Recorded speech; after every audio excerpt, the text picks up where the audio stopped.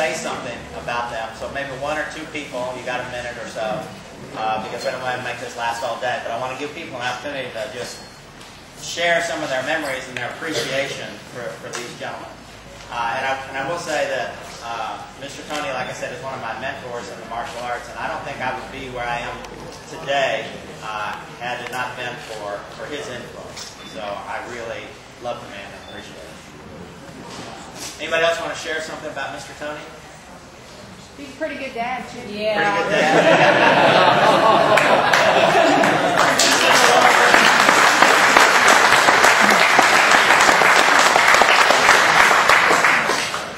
I'd like to say something, and not just about Grandmaster Tony, but also the other two guys sitting to his left, Grandmaster Burleson and Grandmaster Steen. Grandmaster Steen and Burleson were the pioneers of American martial arts. They were here in Texas. They started what was known as Texas Blood and Guts Karate. I'm not going to give you a history lesson. You can go to AKBBA.com and read about it. We wouldn't be here without them. I wouldn't have this academy.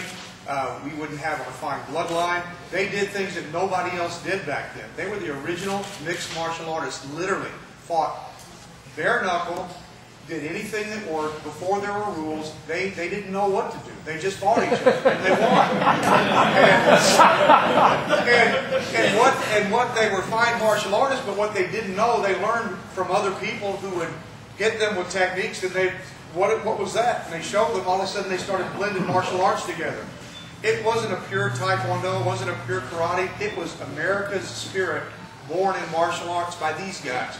They were in Texas. They were Texas tough. And if you know Texas back in the 60s, if you remember those days when cowboys, guys with hats, like Master Cox over here, and there was an iron fist and it meant something. I mean, your word was your word. These guys carved that out. Mr. Steen started, we called him Mr. Steen, started the Texas Karate Institutes, which were actual hardcore training martial arts. Imagine just a mixed martial arts place where the top fighters are training and winning, but inside a beautiful studio. My dream back as a kid was to be part of that. And so this facility here is really built on that thought, to actually preserve what they have started and to still offer hardcore martial arts. We originally were going to have this event at another location. Thankfully, we got to have it at a martial art place where we can actually be on the mat, where these guys, you know, they love to live. I mean, they shed their blood and thought and everything for all of us. There's so many champions here. If you guys had any idea, hopefully you get to meet some of them. And Grandmaster Tony, years ago, really with work with some other people, helped to put this organization really kind of back together again with the American Karate Black Belt Association that Master Steen and Burleson started. So for the last 15 years I've worked with him on the High Dan board, and I don't know why they asked me to be on the High Dan board then, but they did. And I never realized how much I would learn from a martial art master without going through all the technical stuff. He taught me technically when I was younger. Dennis Cox was one of my very first instructors here. I trained with his brother Ronnie Cox, who also helped to revamp the American Karate Black Belt Association. Unfortunately, he can't be with us today. But Grandmaster Tony has been my mentor and my instructor for the last 15 years, and I've learned so much from the man about martial arts and about how to work with people and how to give a little bit. He's really lifted me up and done more for me probably in martial arts than anybody has, and really helped me to get to where I am today. So I love the man. He's unbelievable, and there's only one like him. And without Master Tony, there would not be us. We wouldn't be here today. It's just absolutely amazing. So I can say something about all you guys too, but that was just my little piece I wanted to say for you guys. Yeah, I want to say something. Yeah.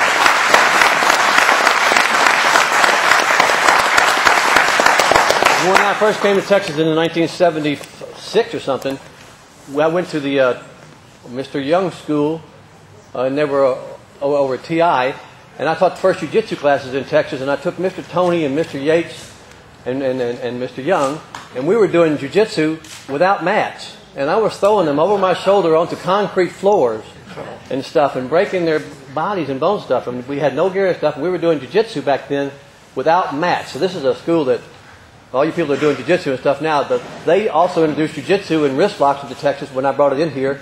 Before that, it was just punching and kicking, and they brought all that stuff in, but we did it without mats, without any equipment, without any gear or anything. in a little bitty hole in the wall where Texas Instruments that Mr. Steen started, the longest running karate school in Texas that Mr. Young ran for 45 years. Still running. 44. Yeah, still, and then Mr. Still running. I still got bruises. Yeah. I'll say a couple of words. Yes, sir. I started, my brother got me into karate and everything. Back then, each school had, on different nights, you had different instructors. One of the nights it was Grandmaster Tony, and I always wanted to make sure I made that class. Grandmaster Royce Young made his classes out at TI, and he would come in on one of the nights and teach on Hillcrest. And I guess the thing, one thing about it is, and of course, Grandmaster Steen was really the one that molded everybody into what they were. I remember when they first came out with the gear, we were all bitching that we wouldn't be able to break ribs with all that padding on our hands. And, but Grandmaster Steen made sure two things. One, that all the instructors were teaching properly, and that all the instructors were capable instructors and had come up in a system where he would allow them to teach. And I taught for him for several years. He was my boss, helped put me through college. I owe a lot to him for my whole attitude about life and everything, and that's what karate really does. But everybody up here, Mr. Daniels, I never will forget, he was refereeing one of my matches, and I was trying to hurt this guy because he had hit me in the nose the tournament before. And he hollered break, and I didn't break, and next thing I knew, somebody had me by the back of the gi and just sent me flying, and he said, "Kids, earmuffs?" He said, "God damn it, when I say break, I mean break." And I thought God was refereeing. Like I came out of heaven there for a minute. I learned from that. And then one quick story about Grandmaster Kerbin. Grandmaster Larry Castor, he had a fight night on Wednesday nights over in Louisville. I was a first degree brown belt. I'd won a lot of tournaments as a brown, so I got invited. I think they suckered me, but I got invited to go over there and fight. The first time I fought Grandmaster Kerbin, you know, I was a puncher. We started moving around, and I knew about it and heard about it, but I hadn't. And I'd seen him fight in tournaments, so we're trying to feel.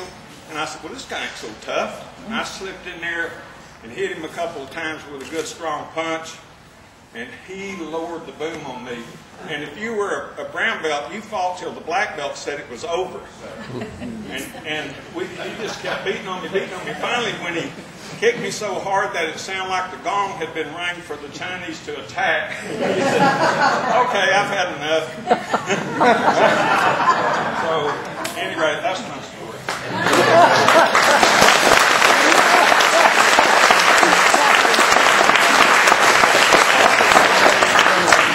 Since people are kind of sharing about everybody up here, let me go ahead and run down the list, so at least I've got the introduction of everybody here. Grandmaster Royce Young here is retiring as the Vice Chairman of the AKBBA. And as Mr. Boughton mentioned, he's been the head instructor of the Texas Karate, or the Texas Instruments Karate Club. How long have you been there? 50 years? 44 years, which at least is the longest running club in Texas, probably in the United States. I can remember going back there on Thursday night to TI, and Marion Erickson and I were getting ready for our black belt test. I was going for the first time, she was going for the third. If it wasn't for Mr. Young and all the other guys at TI, you know, again, I wouldn't be a black belt. So it's just a real pleasure for me to sit here and just be able to honor Mr. Young. He's been a friend for decades. And he's really a funny guy when you get to know him.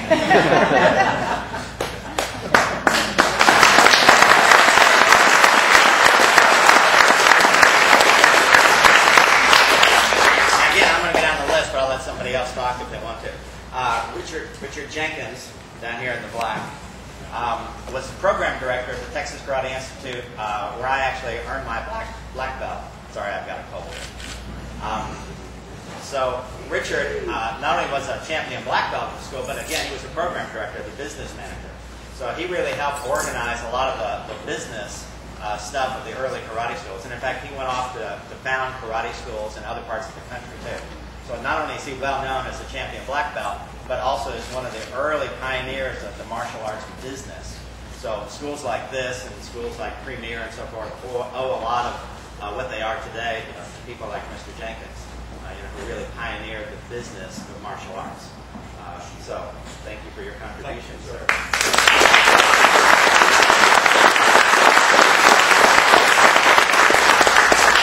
And the other retiring High Dan board member is Tim Bott. I remember Mr. Bott when I was a kid. Like I said, I started when I was young, and he was already one of Mr. Daniels' black belts. In fact, Mr. Daniels had that school downtown that you had to go down to, right downtown Dallas, and it was really spooky to go in there. Mr. Daniel was a police officer, and Mr. Bott was a police officer, so at least we felt safe from that standpoint. But the fact that they were big, tough cops and big, tough black belts, I was really scared of. I got to know him. He's really a nice guy too. But Mr. Bott and Mr. Daniel were unusual, and they weren't Taekwondo people. They came from a Japanese style, but they blended right in with all of us. And again, it's just Texas karate. It's really not Taekwondo or Shorn-Ryu. It's just Texas karate. And thank you to Mr. Daniel and Mr. Bott for being part of that path.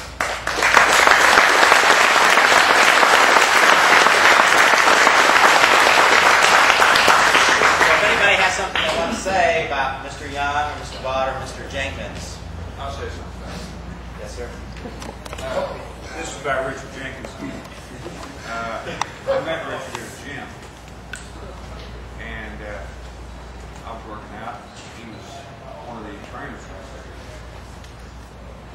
there, and he said, "Show me some of that. I don't get it." So I just went ahead and knocked him out.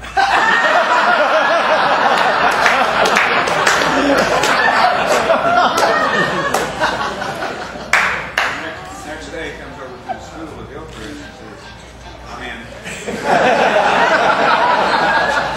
And has been at it ever since. He's helped me open up schools in Lubbock, everywhere he could name. And in fact, he lived in a motorhome I had down in Lubbock while we were building the school. And I think he sold 300 memberships out of the back of that motorhome. He could sell anything. Anyway, that's the way we met.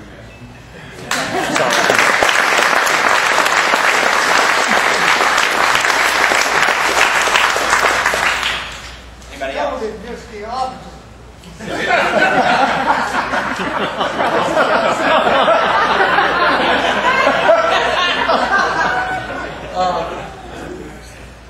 These gentlemen sitting up here, of course, have been friends, teachers, and mentors to so many of us for so long.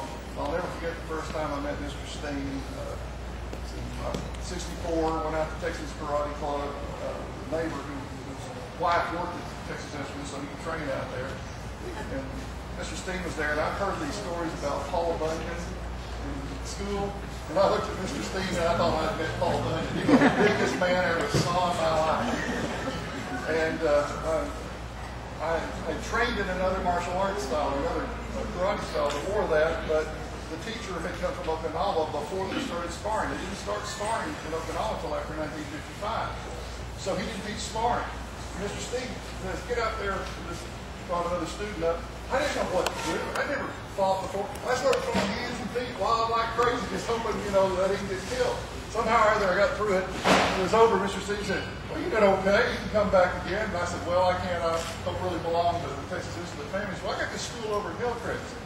Go over there." So I go over to Hillcrest, and this thing's sitting at the desk. And like I said, he'd sell Ice Cubes to Eskimos and sign me up. And I started training there. Last week or so, I was reading an interview on the internet of some past martial artist talking about the 2 times in his life that he fought Fred Wren and what a big fight that was. And I thought him 2 times a week for 4 years.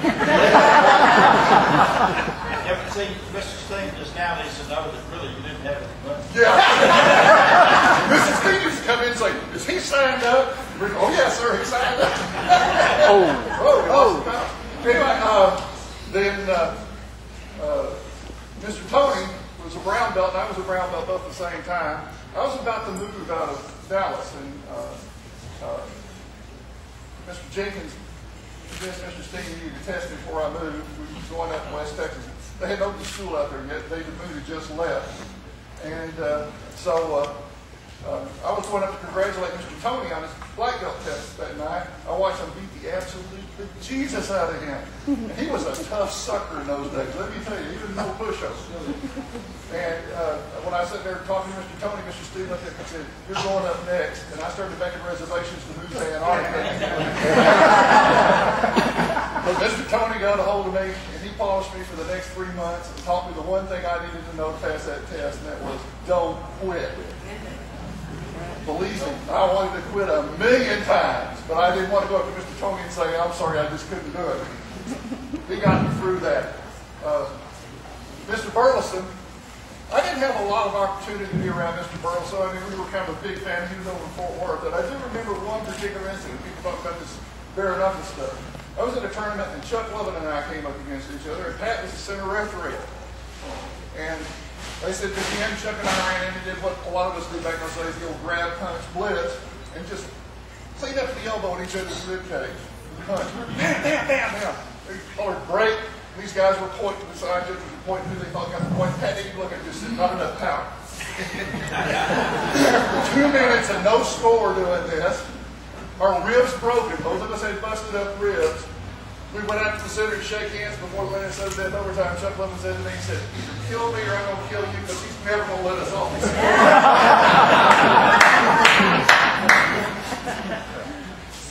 Royce Young, Texans Karate Club. I don't know how many times I snuck out there when you really weren't supposed to. Always had the door open for you. He had a beard back there. I didn't recognize him years later. He shaved it off. But you don't talk about a man who ran a tough class. He was no pushover. None of these guys were. They were some of the most tremendous fighters and teachers you've ever seen. Mr. Daniel Fruit, Mr. Vault. Mr. Vault and I share a love for Aikido. Both of us are Aikido black belts as well as karate black belts. And it's been a lifetime of wealth of experience that have come out of these guys. We didn't know what we were doing. We just loved doing it. I didn't know what really karate was for a long time. I got up my teen years before I started realizing it was really fighting, you know. It was like, we just love to do this stuff. We go up teaching loving for Mr. Steve, you know, making a paycheck change. We didn't care. We just love teaching. You know, we didn't pay him, and we got to know that. But it was a wonderful time and a wonderful experience. I'd like to say something. I remember a time when I was young.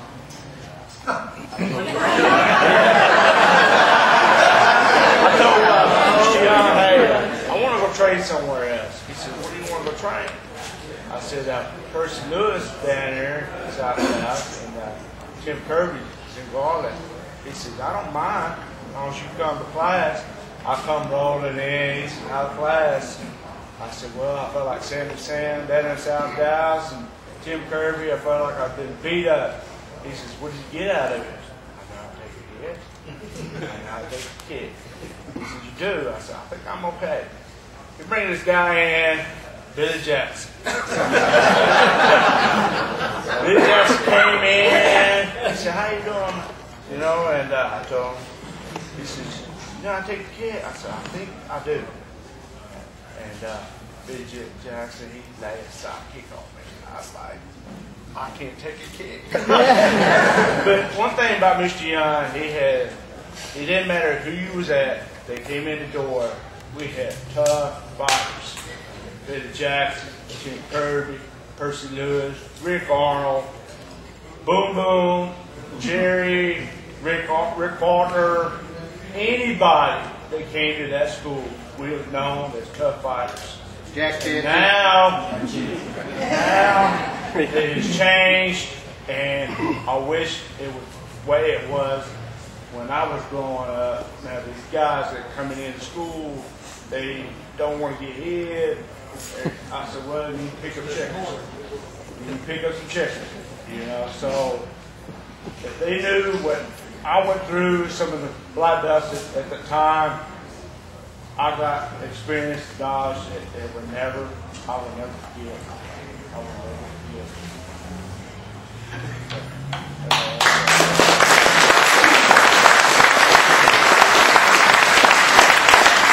Well, on that note, one of the things that we're committed to doing in the AKBBA is to carry the tradition of Texas karate.